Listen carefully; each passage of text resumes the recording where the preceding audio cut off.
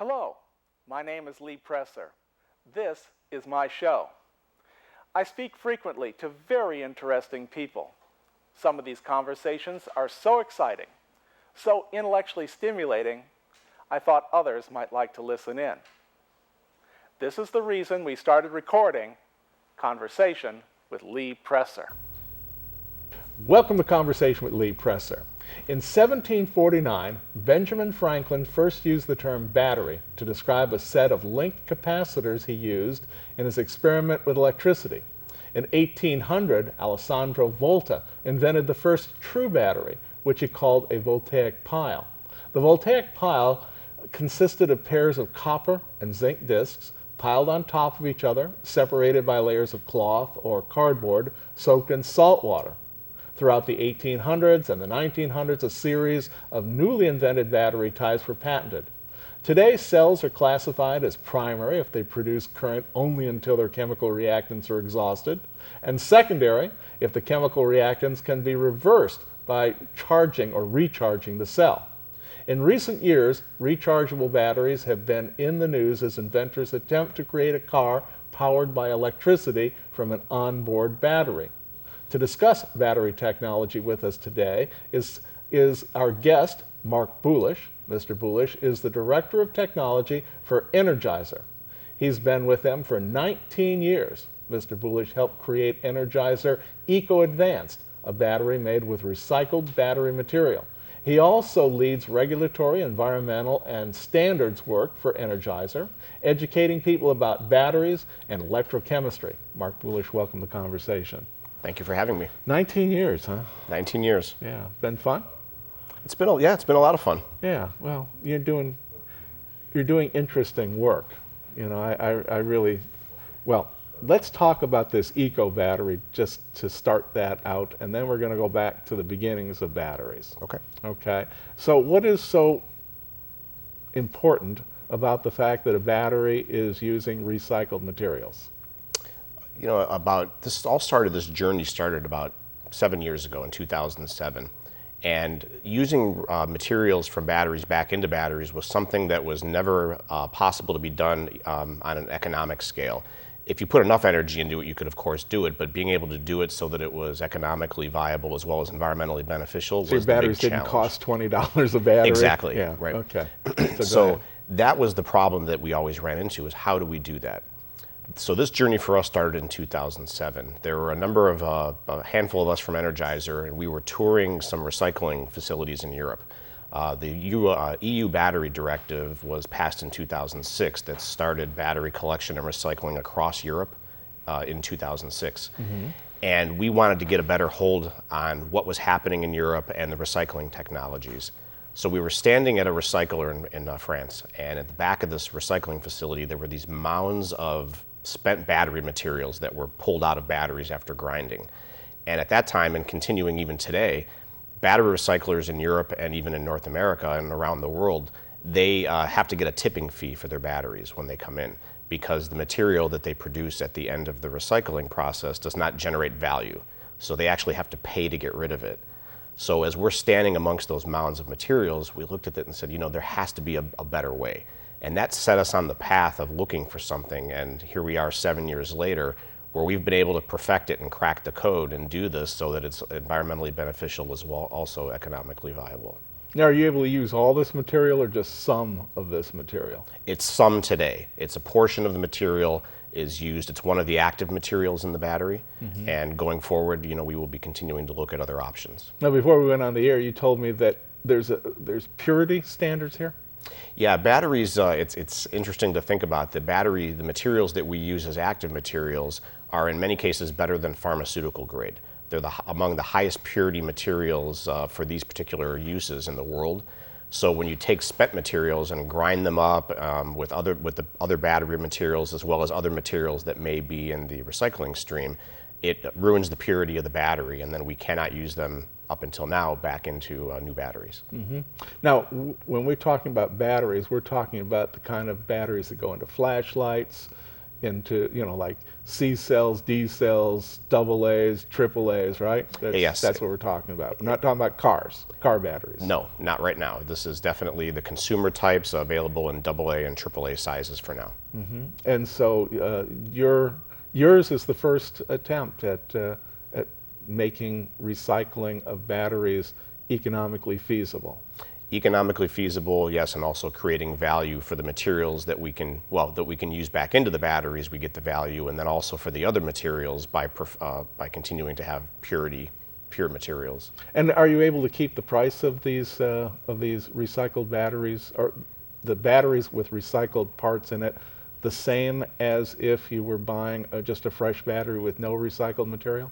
Yeah, the EcoAdvanced battery is our longest lasting battery, so it is priced in in comparison with other ultra premium batteries that are on the market. Got it. Okay. So now that we've talked about the present, let's go back to where it all began. Benjamin Franklin.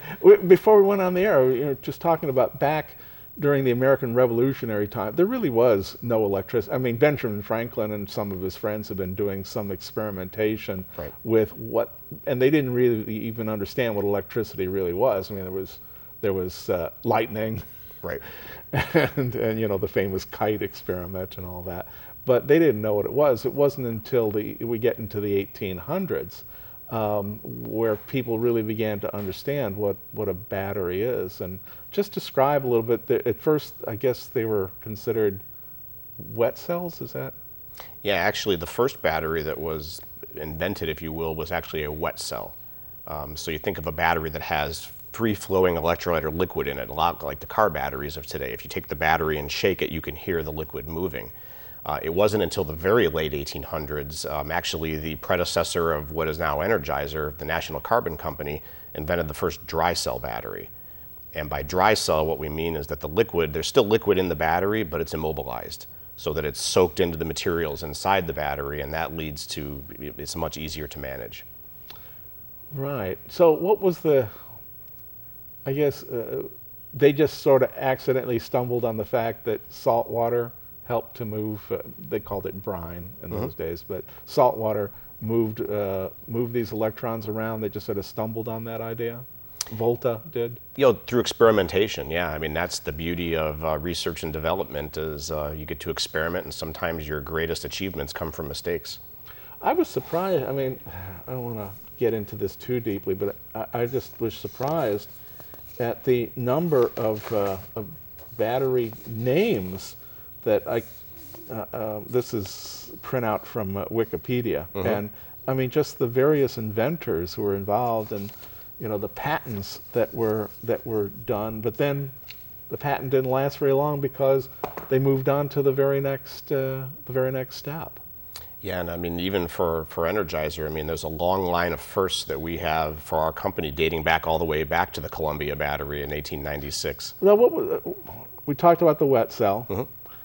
What was the advantage there, and then why did they decide, oh, yeah, dry is better?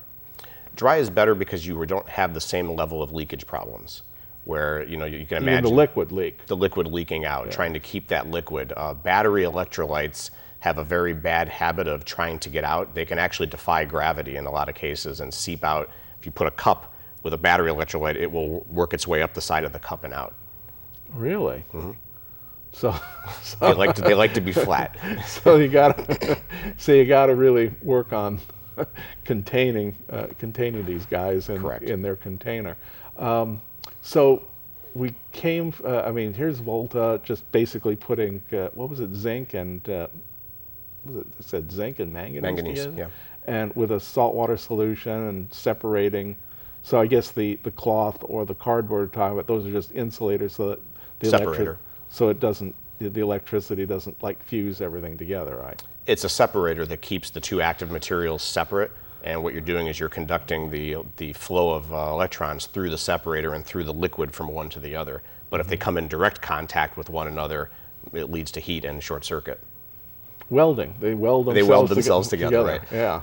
So then finally, as you were saying, they came up with this idea of taking the liquid and putting it into like a paste or powder.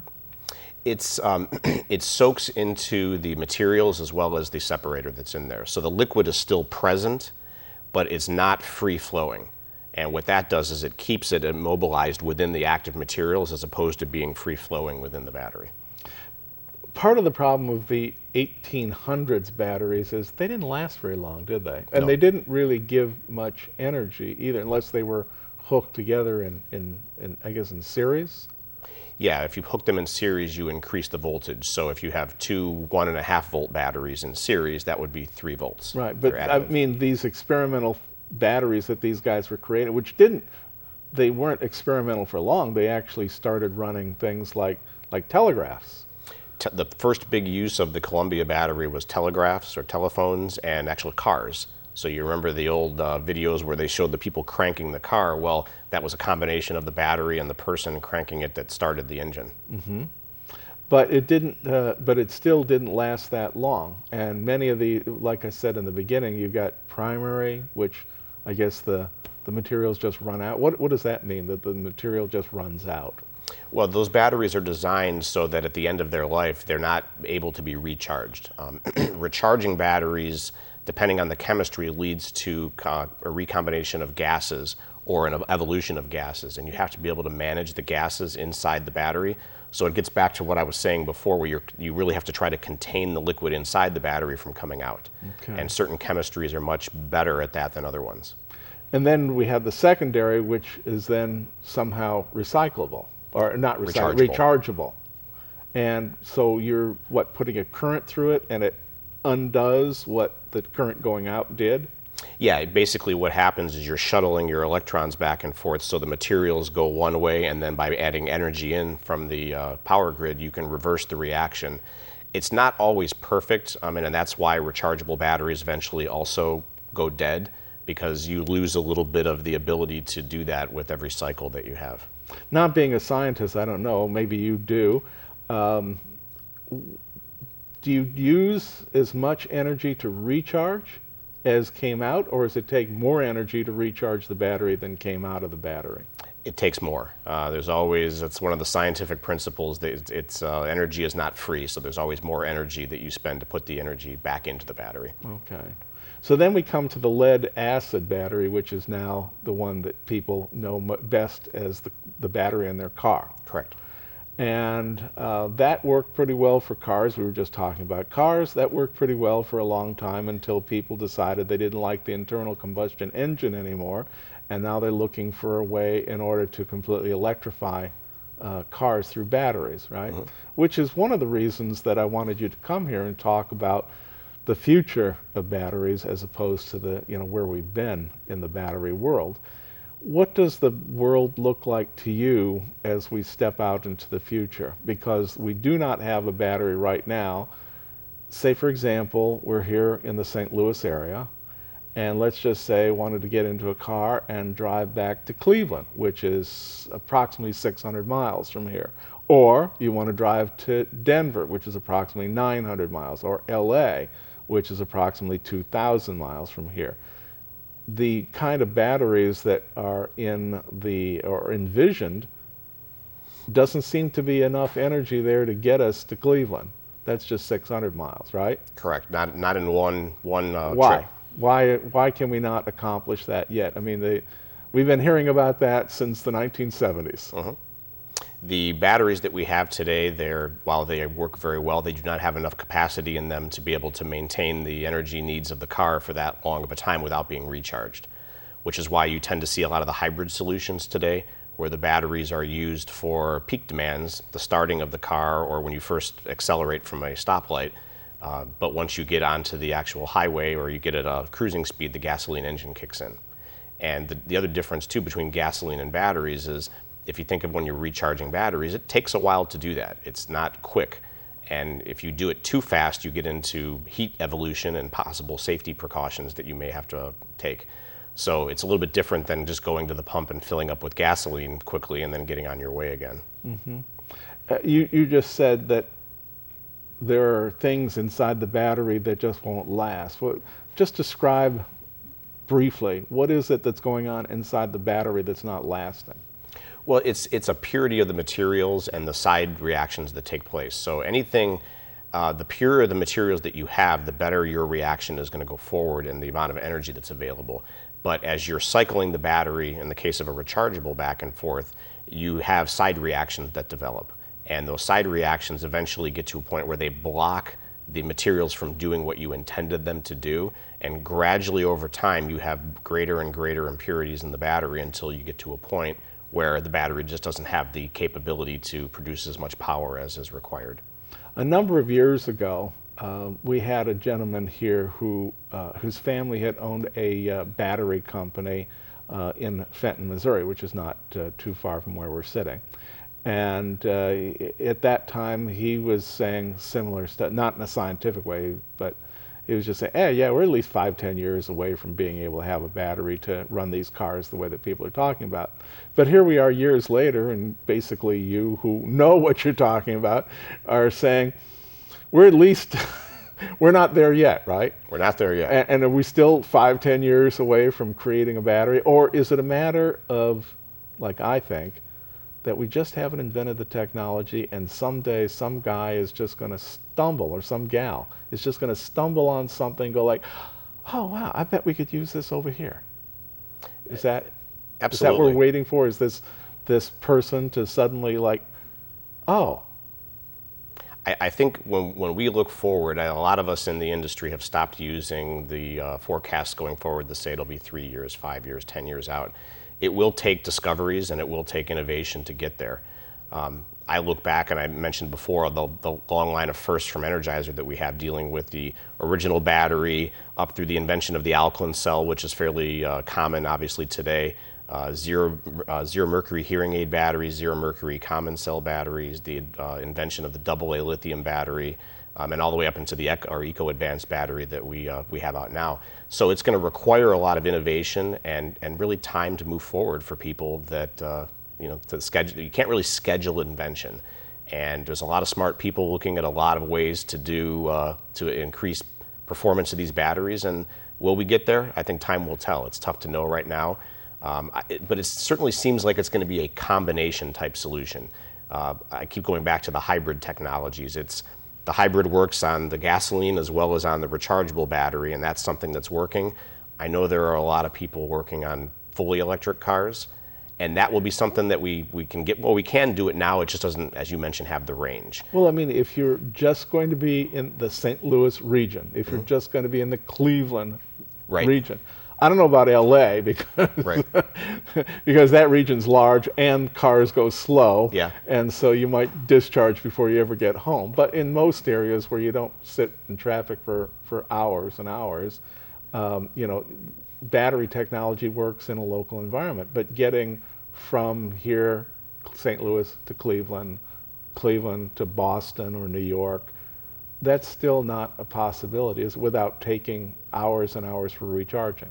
Correct, and and there's really there's work going on in both directions with this. So the battery's capable of moving so much weight, if you will, of the car, of the people, of the luggage inside, or the contents. So obviously there's work being done on the cars to make the cars lighter and easier on the battery at the same time that we're trying to improve the battery technology. So those are incremental type steps, and I don't believe that will get us to what you're saying is where you can drive from St. Louis to Cleveland in one charge. It will require something else to be able to do that. I would ask you about what that process looks like, although I'm not sure that you could actually describe this scientific process, or how does that scientific process work, where guys who, like you, scientists, are thinking, okay, let's try this experiment. I mean, where does the idea come from? How long does it take to see if this has any merit, and then if it doesn't, move on to the next idea? Well, you go through the experimentation. You take a step back and you start at the beginning when you look at where do you want to go. You have a kind of a goal that you get to. And then what you do is you sit down with a number of people that are knowledgeable about the area, or sometimes not even. Sometimes it's good to have refreshing ideas from people that are unencumbered by working in the industry. And you'll sit back and say, I want to get to here, and I'm here right now. So what you do is you figure out and you brainstorm ideas of how to get there. And then what you do is you go about saying, okay, we have idea A, B, C, and you test each one of those ideas. And most of those ideas won't work. Some of them might, and some of them may work for other areas that you never thought they would be useful for. A lot of the discoveries that we've had, experimentation for something that we weren't really working on. That's what I said, that you're working on something, suddenly realize, oh, that's useful over there. Correct. Somewhere else. Now, Elon Musk is a name that everybody, well, I think most everybody knows that name. And he is working on cars that are battery, but really his business is more battery than it is car. What is it that he's doing? Can you say what he's doing that's working right, or he's stuck in the same position as what you were just talking about, that they've only gone so far? Well, I know one of the challenges that they're working with is that when you put a hybrid car or gasoline/battery car side by side with a gasoline-powered car, with everything being equal, the price of the hybrid is higher. And the reason the price of the hybrid is higher is because of the batteries. The batteries add a substantial premium to the cost of the car. So what Tesla is doing in their experiment here is, and I call it an experiment because we'll see if it works or not, is they're trying to produce a large number of these batteries for cars to be able to get the huge amount of scale that they need to drop the price. So I know the longer term goal is to try to drive that price so that your hybrid cars become competitive with gasoline powered cars. We're going to change beat here. I'm going to say, what are you and Energizer doing about encouraging young people to join you in the scientific research? Yeah, it's actually, I personally was here in the St. Louis area just a couple months ago where we sponsored the first robotics competition. And in that competition, a lot of it's a global competition encouraging youth to get involved in science, mathematics, engineering. We sponsored that. I spent several days doing electrochemistry, very basic electrochemistry experiments with the kids at the conference, and they ate it up absolutely. What they found is most of them tended to be more electrical and mechanical focused, and they never really thought a lot about the batteries. So when we were there talking to them and showing them how batteries worked, they were really excited about it. And I was exhausted after the 3 days because there was always a line of kids waiting to hear about batteries and see what they could get involved in.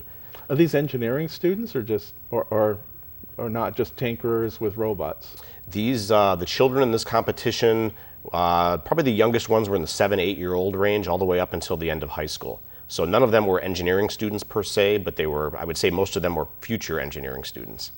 And did you have high hopes for kids like that? I was amazed by the sheer knowledge, the determination, the drive of these kids. It was very refreshing to see it. We hear a lot of bad stories about education, and these kids represented the best of what the world has to offer. I was going to say, what does it take to get these kids from where they are at their young age to where they're ready to work with you? A gentle push only, or just basically exposing them to science, engineering, math, all the different science disciplines. Yeah. It's just amazing to me. I mean, we often talk about, as you just said, all the problems of education, but in fact, kids can learn. They can learn. I mean, look at with their toys. Right.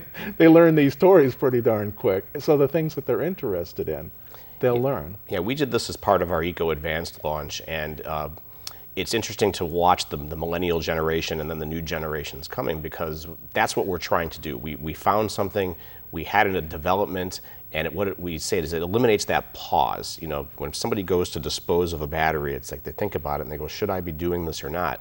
So that was part of our launch on that, showing kids about the EcoAdvanced innovation that we had and creating that value for the materials. And hopefully that spreads into them and empowers them to go forward and think about that for other products and other parts of their life. So what you're saying is, don't take that used battery and throw it in the trash.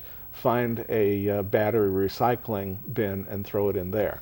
Yeah, we've partnered with an outside organization called Earth 911, where you can go online, log into their battery locator, put in your zip code, and it will tell you collection locations in your area. Now, what's this deal with mercury-free? You mentioned that earlier. Why were you using mercury in batteries, and why now mercury-free is better? So back in the late 80s, early 90s is when a lot of the mercury discussion took place. Energizer actually invented the first battery that has no mercury in it, and we've been licensing that ever since.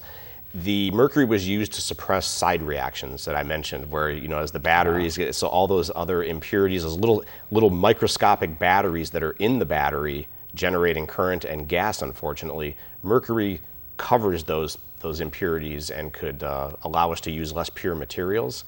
So, but is mercury as bad as they say in terms of handling for human beings? well, I certainly don't recommend that we handle it anymore. I mean, mercury is When I a was a demonstrated. kid, I remember we actually too. held it in our hands. You know, we created barometers Yeah. with it, and I'm still here. My brain wasn't fried from it, so it makes me wonder. That's why I asked the question. Yeah, we've learned a lot about mercury, obviously, in a number of years and what it can do. And certainly, as we've learned about it and about the other byproducts of mercury, like methyl mercury that we hear about in the lakes, which are the more dangerous ones. So we've just learned, and we're being cautious. I see. In the last 2 or 3 minutes that we have left here, is there anything you want to say? Those batteries, the things that us in a lot of cases. There's a huge movement now of what's called the Internet of Things, which is a big area for us to be looking into, which is all these beacons and wearable technologies that we get into, and how Energizer batteries are part of that solution.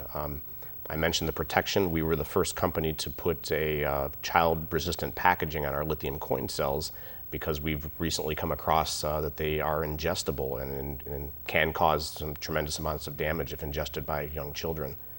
And then certainly the EcoAdvanced product that we have it really changed the game in the battery realm. I mean, it's something that, as I mentioned, we've worked on for a long time.